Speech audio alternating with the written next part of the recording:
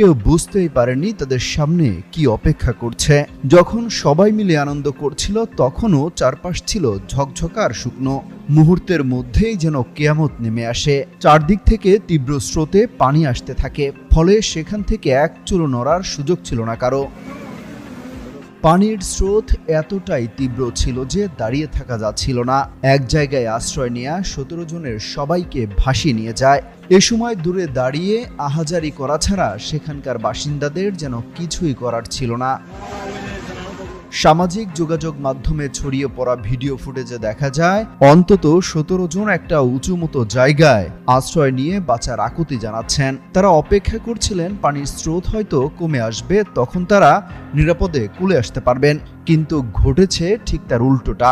সময়ের সাথে পানির স্রোতের তীব্রতা বেড়েছে, এক টানে সবাইকে ভাসিয়ে নিয়ে গেছে। 17 জনের মধ্য থেকে